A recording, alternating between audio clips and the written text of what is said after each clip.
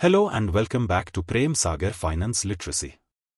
In today's video, we are going to talk about how people save, invest, and spend in Japan versus the USA versus India. Money habits vary dramatically across cultures, and understanding these differences can teach us valuable lessons about building wealth. Let's understand how these three major economies approach personal finance.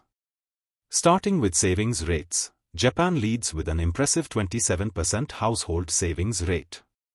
Japanese culture emphasizes long-term planning and conservative financial management. The average Japanese family saves for decades, often keeping money in low-yield savings accounts despite minimal returns. Americans save approximately 13% of their income, but this varies greatly by generation. Younger Americans often struggle with student debt and high living costs, while older Americans benefit from employer-sponsored retirement plans like 401(k). Indians traditionally save around 20% of their income, driven by cultural values emphasizing financial security and family support. However, much of this savings sits in low-yield bank accounts or physical assets like gold. Investment patterns reveal fascinating differences. Japanese investors prefer conservative approaches, with 52% of household assets in cash and deposits. Only 10% invest in stocks, reflecting their risk-averse nature developed after economic bubbles in the 1980s. Americans are more aggressive investors, with 38% of household wealth in stocks and mutual funds.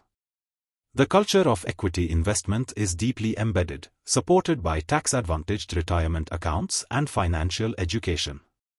Indians are rapidly evolving their investment habits. Traditionally preferring real estate and gold, younger Indians increasingly embrace mutual funds and stocks. SIP investments have grown exponentially, with over 6 crore SIP accounts currently active. Spending patterns also differ significantly.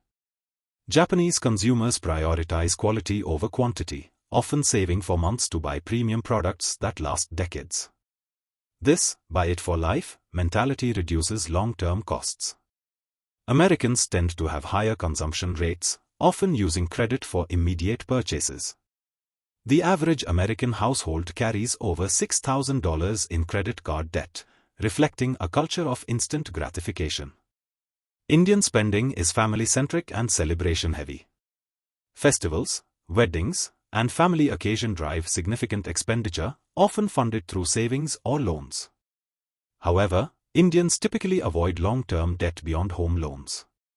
Retirement planning approaches vary, too. Japan's aging population relies heavily on government pensions, though these are becoming insufficient. Many Japanese work well into their 70s. Americans depend on a three-pillar system: Social Security, employer plans, and personal savings. However, retirement adequacy remains a concern for many. Indians traditionally rely on family support and real estate for retirement. The pension system covers only organized sector employees, leaving many without formal retirement planning. What can we learn from each culture? From Japan, adopt a long-term thinking and quality over quantity mindset. From America, embrace equity investments and systematic financial planning. From India, maintain strong family financial support systems while modernizing investment approaches. The key takeaway is that successful personal finance isn't one-size-fits-all. Each culture has developed strategies based on their economic environment, social structure, and historical experiences. The best approach combines conservative saving habits, smart investment strategies, and balanced spending aligned with your values and goals. If you like the content, don't forget to like and subscribe. Thanks for watching.